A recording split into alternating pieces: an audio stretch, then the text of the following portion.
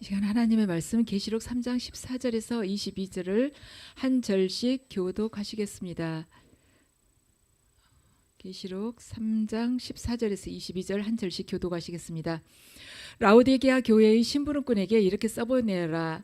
아메지신 분이시요 신실하시고 참되신 증인이시요 하나님의 창조의 처음이신 분이 말씀하신다.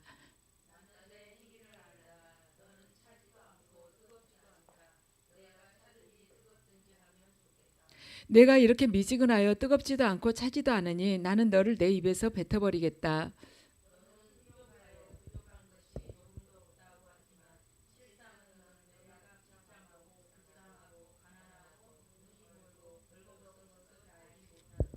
그러므로 나는 내게 권한다. 내가 부유하게 되려거든 불에 정련한 금을 내게서 사고 내 벌거벗은 수치를 가려서 드러내지 않으려거든 흰옷을 사서 입고 내 눈이 밝아지려거든 안약을 사서 눈에 발라라.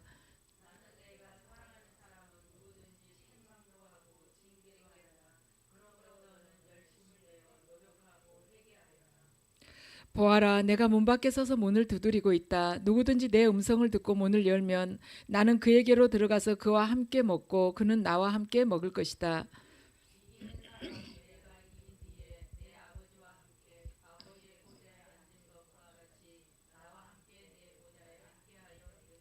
함께 읽으시겠습니다. 귀가 있는 사람은 성령의 교회들에 하시는 말씀을 들어라. 아멘.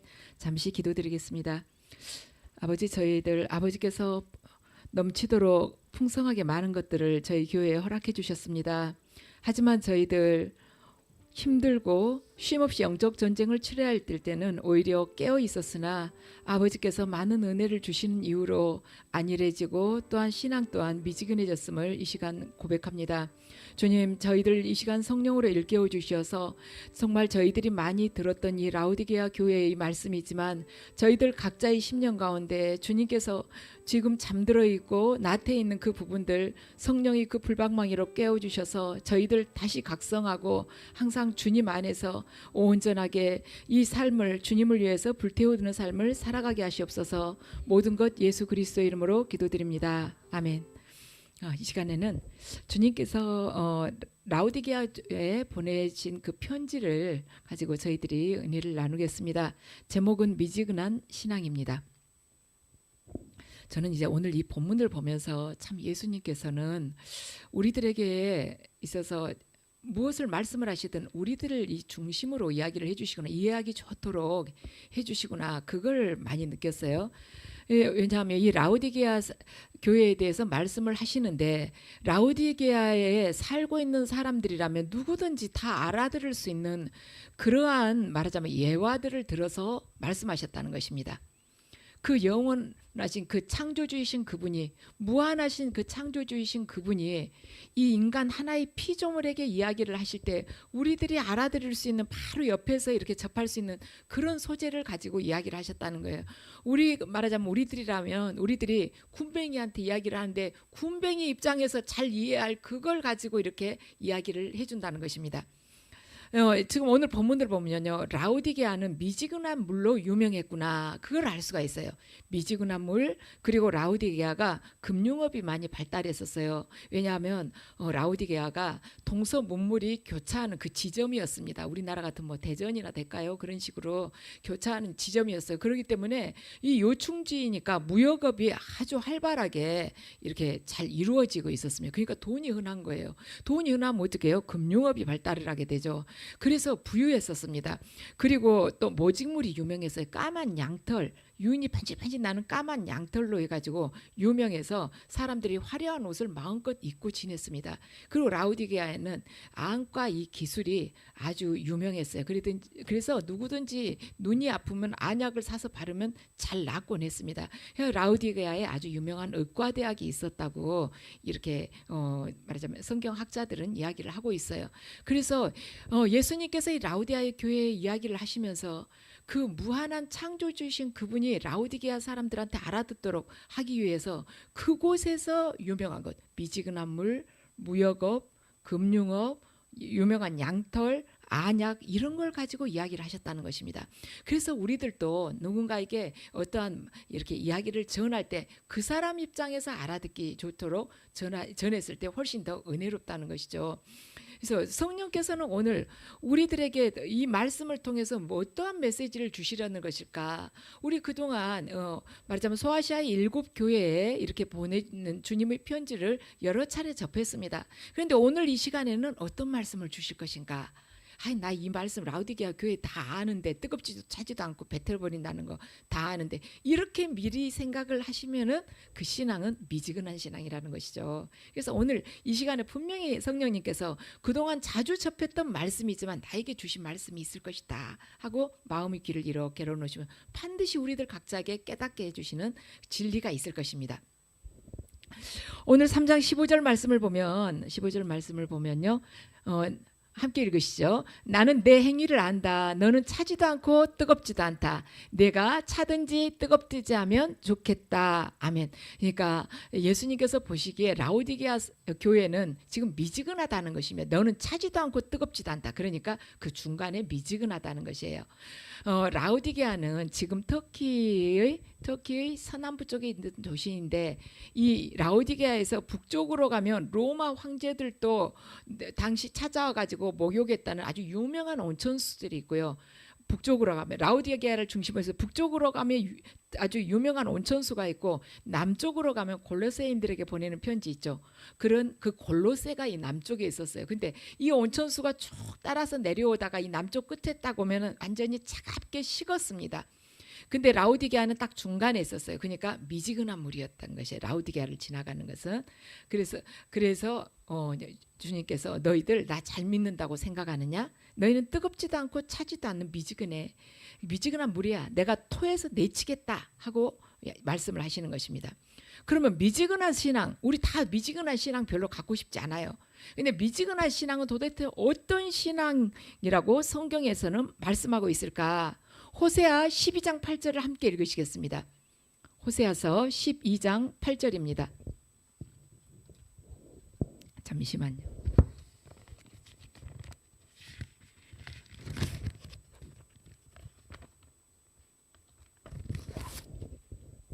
자, 호세아서 12장 8절을 읽으면요. 그러면서도 에브라임은 자랑한다. 아, 내가 정말 부자가 되었구나. 이제는 한미천 톡톡이 잡았다. 모두 내가 피땀 흘려서 모은 재산이니 누가 나더러 부정으로 재산을 모았다고 말하겠는가. 아멘.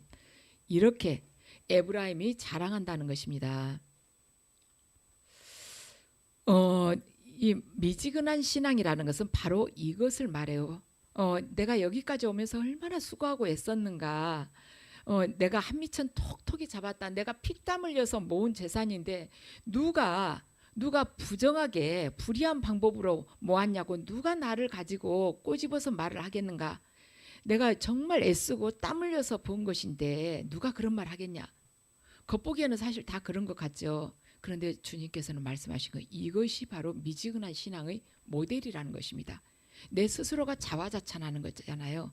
그게 미지근한 신앙의 모델이라는 것이에요. 저는 이제 이런 이 설교 준비를 하면서 또 이전에 주님께서 우리 교회에 좀 더 다시 뜨거워지기를 원하신다는 그 이렇게 계시를 받으면서 제 자신을 제일 먼저 들여다봤습니다. 사실 그 전에 그 말씀을 받기 전에 제가 한 달 정도는 계속 그 생각을 했어요.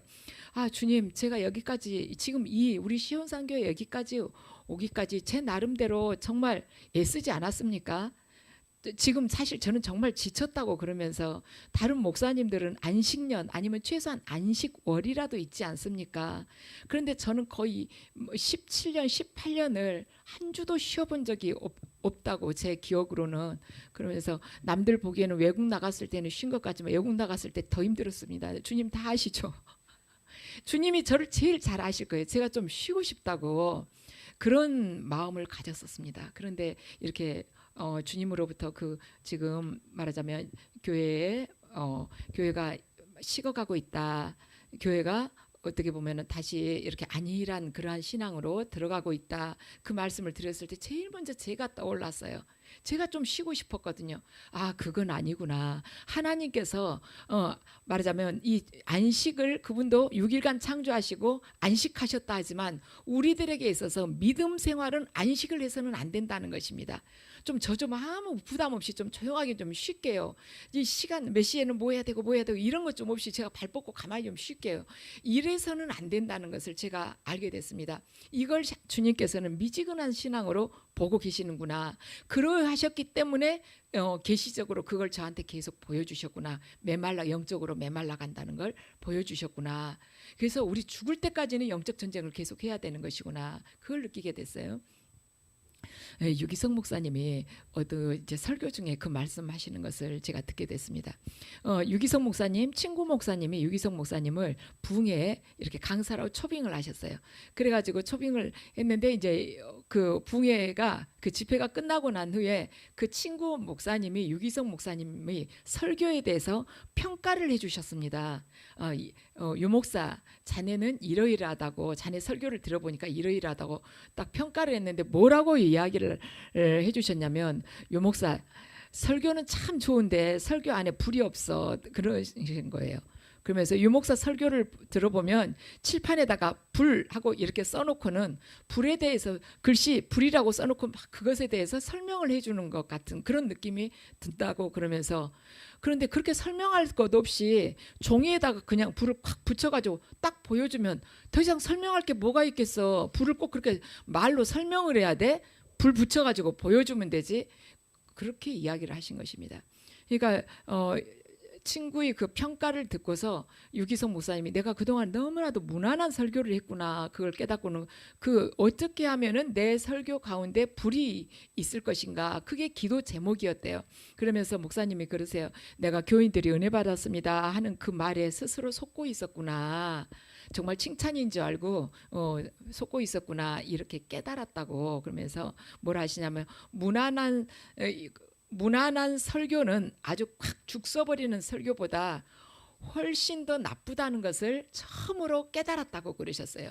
왜냐하면 그냥 아예 죽을 팍 써가지고 나는 다시는 창피해서 저 강대상에 못 올라가겠다. 그러면 내 설교가 어디가 문제가 있었는지 그걸 하나하나 이렇게 살펴보게 되거든요. 그런데 주변에서 목사님 설교 너무 은혜됐습니다, 꼭 저를 두고 한 이야기 같아요. 이 목사들이 절대 그런 말에 속으면 안 됩니다. 그리고 목사님 같으신 분 없다고 계속 우리 교회 맡아주셔야 돼요. 절대로 그 이야기 속으면 안 돼요. 빨리 주님께서 원하시면 빨리 내려와야지. 왜냐하면 나이가 들면 이 생각이 좀 굳어가잖아요. 그런데 내가 정말 잘한 줄 알고 그 칭찬을 진짜인 줄 알고 그렇게 받아들이게 되면 교인들이 얼마나 불행하겠습니까? 그래서 항상 목사들은 기도하면서 깨어 있어야 된다는 것입니다. 그래서 마찬가지로 무난한 신앙생활은 방탕한 것보다 더 나쁠 수 있다는 것입니다. 왜냐하면 무난한 신앙생활, 미지근한 신앙생활을 하면서요, 자기는 구원받은 줄 알고 착각하고 있거든요. 오랫동안 교회 다니면 구원받은 줄 아는 것이에요. 자기 생활이 교회하고 좀 연관된 것이면 확실하게 또 구원받은 줄 아는 거예요. 아예 방탕한 생활하면은 나는 지옥 갈 사람이다 하고 회개라도 할 수 있지만, 이 미지근한 신앙생활을 하게 되면 회개도 안 하는 것입니다. 교회에서 아예 발을 뺀 것도 아니고, 그러다고 해서 교회를 대적한 것도 아니고, 그렇다고 세상적으로 확 살지도 못하고, 그러니까 그냥 남한테 피해 안 주고 중간은 가는 줄 아는 것이에요. 믿음 생활에 있어서 중간이 어디가 있겠습니까? 천국과 지옥 중간이 어디가 있겠습니까? 천국 아니면 다 지옥인 것이죠. 그래서 미국의 어느 목사님은 이렇게 이야기를 했습니다. 물질적인 부와 번쩍이는 통계가 시체를 감싸고 있는 수위라고 이야기를 했습니다. 그러니까 회칠한 무덤, 그러한 의미로 우리가 받아들이면 되겠습니다. 물질적인 부, 그러니까 교회가 헌금이, 재정이 굉장히 많은 거예요. 아니면 성도들이 숫자가 또한 많은 것입니다. 그래가지고 우리 교회 성도들은 몇 명이다, 이달에 새신자 몇 명이다, 세례교인 몇 명 됐다, 이렇게 계속해서 통계가 옛날 그 보험회사 직원 막대기로 올라가듯이 계속 올라가잖아요. 그러면은 이제 마음을 푹 놓게 된다는 것이죠. 그냥 그 교회 안에 철저한 그 아주 조직적인 그 체계적인 그것에 의해서 교회는 계속 굴러가게 되어 있다는 것이에요.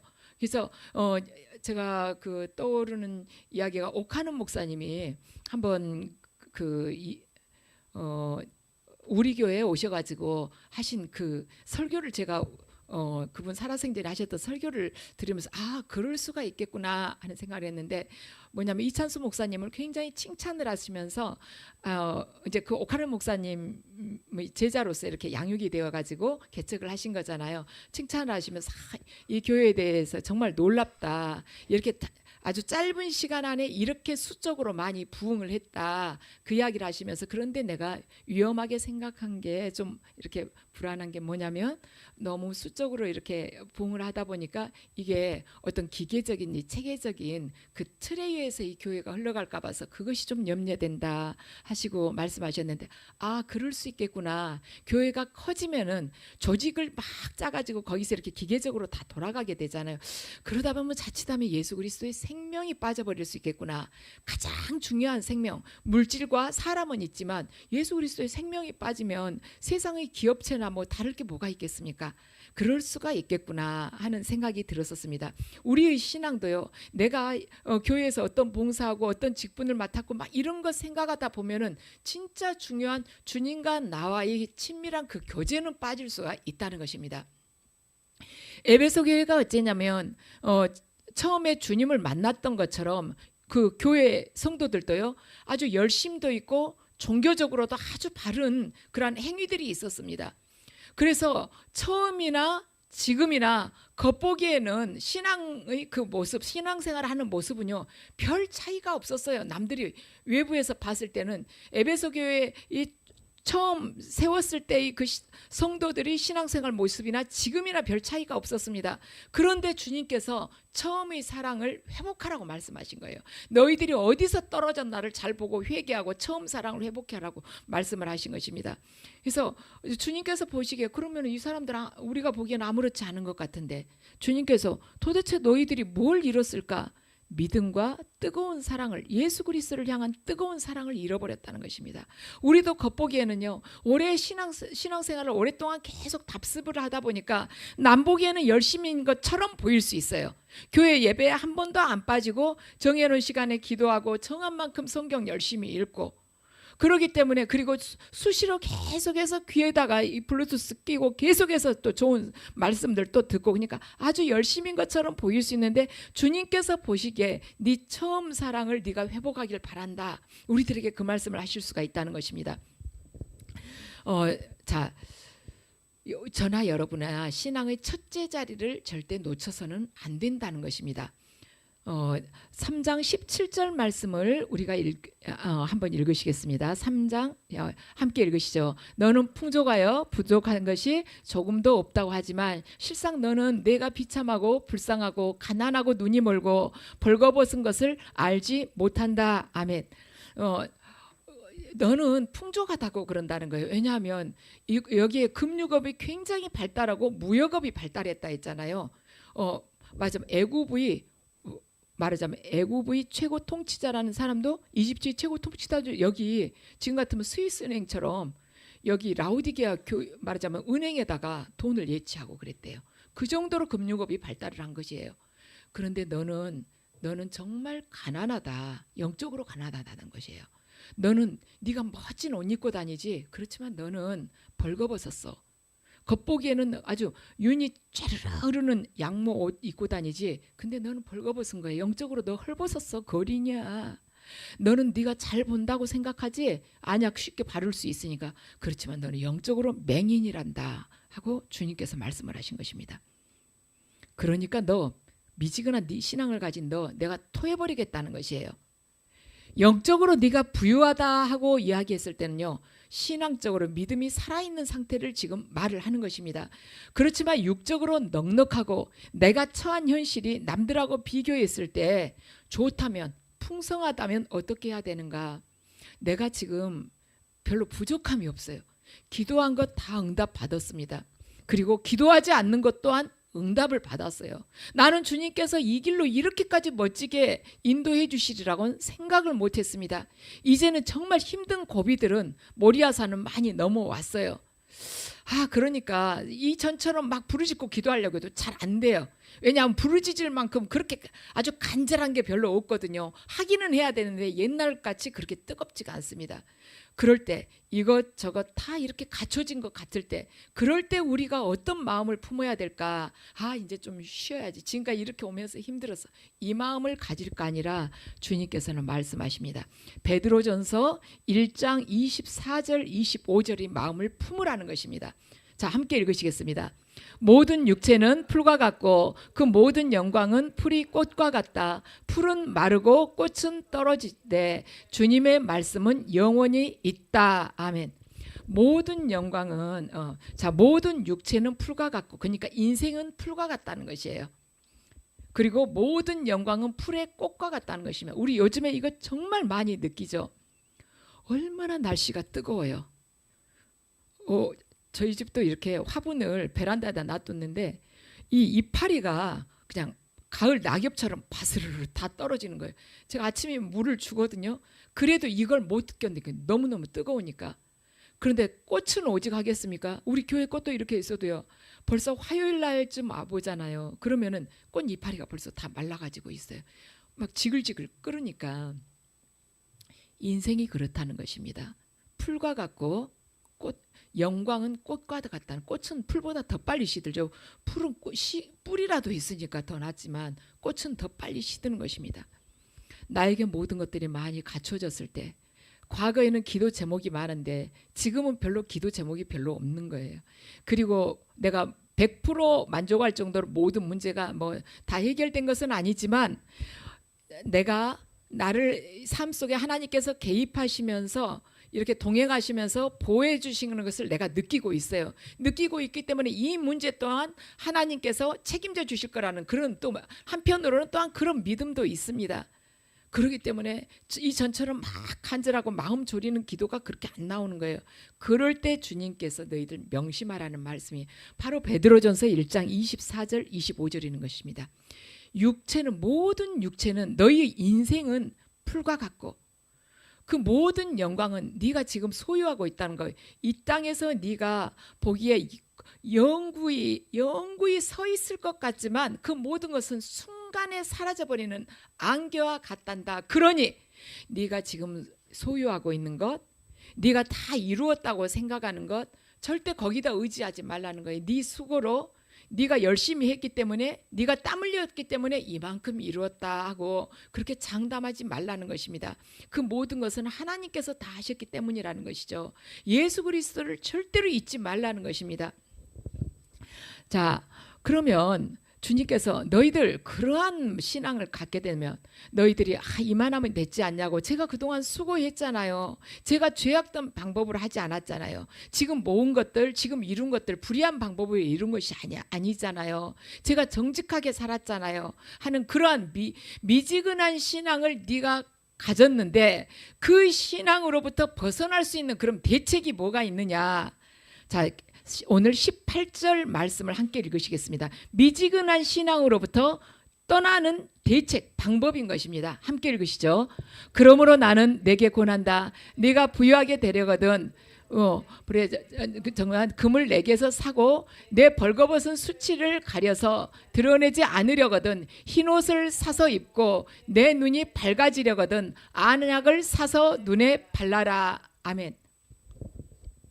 뭐라고 말씀하냐면, 내게서 불로 연단된 믿음을 네가 사라는 것입니다. 연단된 믿음. 그러니까 고통스럽고 부끄럽고 수치스럽고 다른 사람들도 모욕당하고 인생의 최밑바닥으로 떨어졌어도 오직 주님만을 바라보면서 역경을 통과한 그 믿음을 네가 사라는 거예요. 어디서? 예수 그리스도 안에서 그걸 어떠한 환난 속에서도 극복하는 그 믿음을 네가 가지라는 것입니다. 그 다음에 내게서 흰옷을 사라는 것이에요. 수치를 당하지 않도록 윤리적으로 거룩하고 깨끗하게 살으라는 것입니다. 흰옷을 사라는 것은요, 거룩하고 깨끗한 삶을 살으라는 것이에요. 그래야지 미지근한 신앙으로부터 네가 탈피하게 된다. 그리고 내게서 예수 그리스도께로부터 영적인 그 안약을 구해가지고 발라가지고 영적인 눈을 정확하게 뜨고, 그 영적인 눈을 정확하게 뜨고 그 눈으로 세상과 이웃을 바라보라는 것입니다. 자, 우리가요 오늘 오늘 이 말씀을 보면 그렇죠. 주님께서 말씀하시죠. 내게서 살아는 거예요. 18절 말씀을 보면 내게서 살아 이르십니다. 여기서 18절의 핵심이 뭐냐면 내게서예요. 내게서. 우리가 미지근한 신앙으로부터 벗어나기 위해서, 그걸로부터 회복되기 위해서는 바로 주님에게서 이 모든 것들을 사야 된다는 것입니다. 거저 얻을 수 있는 것이 아니에요. 거기에 대한 대가를 지불해야 된다는 것입니다. 그때 주님께서 우리들을 회복시키고 우리들을 통해서 당신의 영광을 드러낸다는 것이죠. 회복시키시고 우리 안에서 영적인 부흥이 일어난다는 것이에요.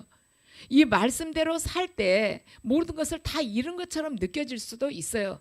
그렇지만 하나님께서 당신이 말씀을 제대로 믿고 바르게 살면 온 세상이 나를 따돌린다 할지라도, 외톨이를 만든다 할지라도, 나를 바보 취급한다 할지라도 주님께서, 나와 함께 하시는 주님께서 내 편이 되어주시면서 반드시 우리가 다스리는 자가 되고 구워주는 자가 되게끔 하신다는 것입니다.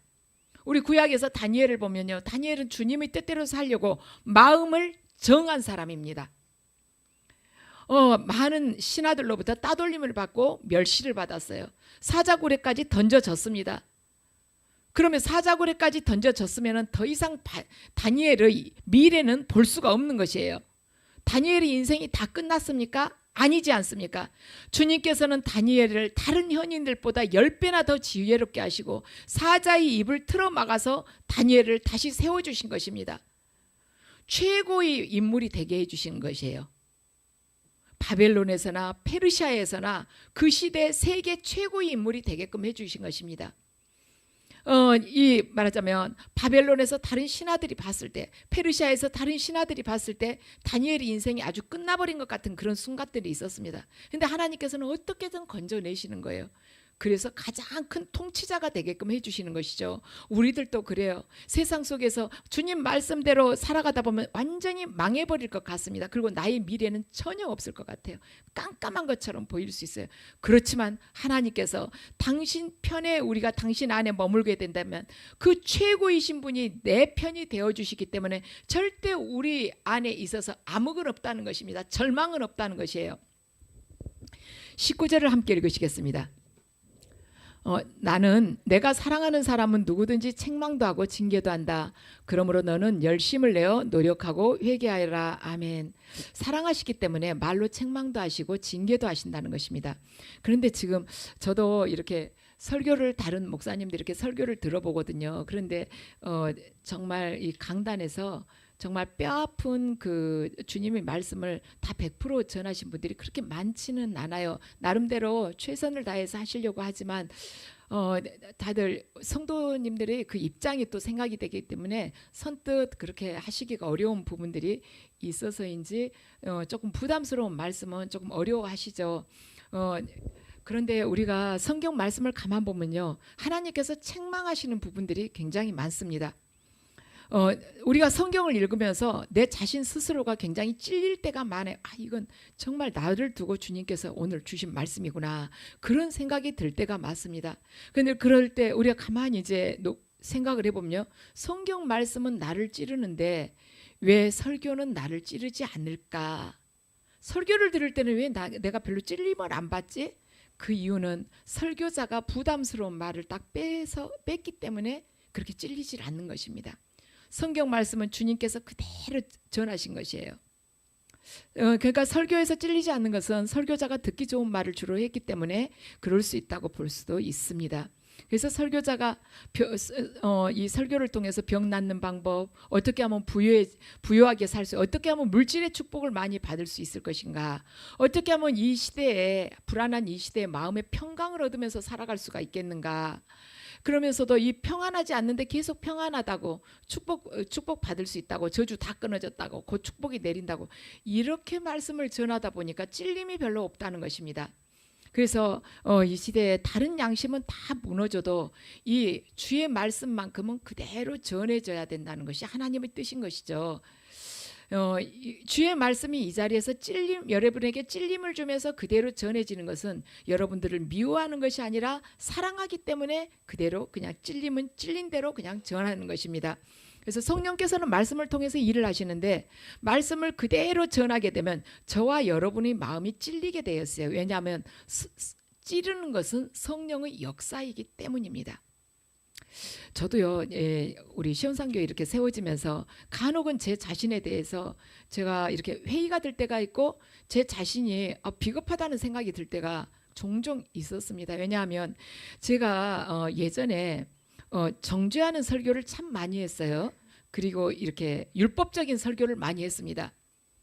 그러다 보니까 성도들이 마음이 많이 움츠러드는 것이에요.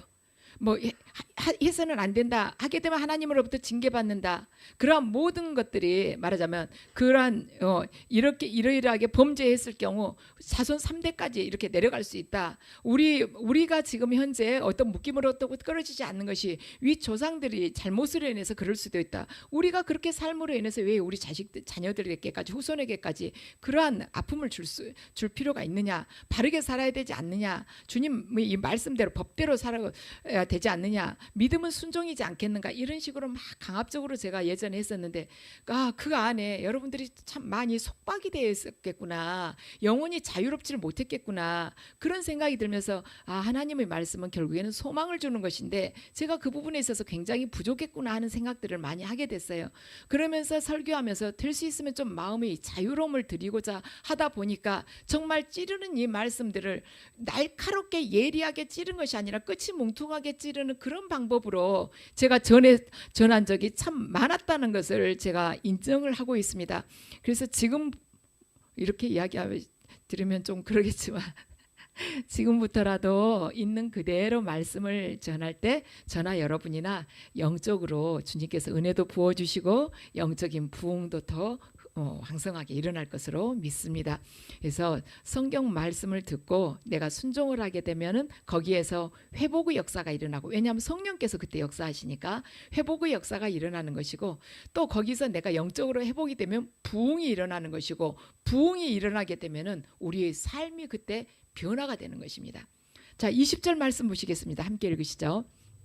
보아라, 내가 문 밖에 서서 문을 들이대고 있다. 누구든지 내 음성을 듣고 문을 열면 나는 그에게로 들어가서 그와 함께 먹고 그는 나와 함께 먹을 것이다. 아멘. 그렇죠.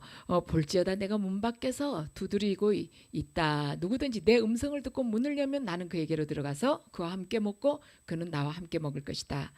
이 말씀을 믿지 않는 사람들에게 예수님을 전도할 때 자주 사용을 했습니다. 봐라, 문 밖에서 예수님이 지금 두드리고 있다고, 마음의 문을 열고 주님을 영접하라고, 이렇게 할 때 많이 사용을 했었는데 이 문맥 전체를 보면 지금 라오디게아에 주신 말씀이거든요. 라오디게아가 지금 미지근한 신앙을 가지고 있기 때문에 주님께서 주시는 말씀이에요. 이 말씀은 믿고 있는데 미지근하게 믿고 있는 사람들에게 하신 말씀이었던 것입니다. 보아라, 문 밖에서 내가 두드리고 있다고. 주님께서 지금 마치 장사하시는 분처럼 하루 종일 돌아다니시면서 불로연단한 금을 사세요, 안약을 사세요, 흰옷을 사서 입으세요, 이렇게 하루 종일 이렇게 말하자면 사람들한테 권했어요. 그런데 아무도 관심을 가지지 않으니까 이제는 해가 지고 다 집에 가고 없는데 주님께서 이제 문을 다 두드리면서 지금이라도 마음을 여세요. 제가 들어갈 겁니다. 제가 들어가서 같이 먹고 같이 마시겠습니다 하고 문을 막 열어달라는 거예요. 마음의 문을 좀 열라는 것입니다. 저나 여러분이나 미지근한 신앙을 바로 잡으려면 어떻게 하면 되냐면 주님을 다시 영접하면 된다는 것입니다. 주님께서 지금 그러시잖아요. 문 밖에서 내가 문을 두드리고 있다고, 열으라고. 우리가 지금 미지근한 신앙으로부터 완전히 확 벗어나기 위해서는 예수 그리스도를 영접하면 되는 거예요. 오늘 본문에서 말씀하셨죠. 내게서 사라는 것이잖아요. 우리가 미지근한 신앙을 벗어나려면 다 그 방법이 뭐냐면 예수 그리스도 안에 있다는 것입니다. 오늘 그것이 아주 해법이에요. 주님이 영적인 눈을 열어주실 것이고, 너 지금 부유하다고 생각하지만 너 지금 수치스럽다, 뻘거벗었다, 너 다시 나한테 와서 영적인 풍요로움을 네가 누리라고. 네 자신은 부자다 하지만 그렇지 않아. 너 거린이야. 주님께서 그러시는 것이죠.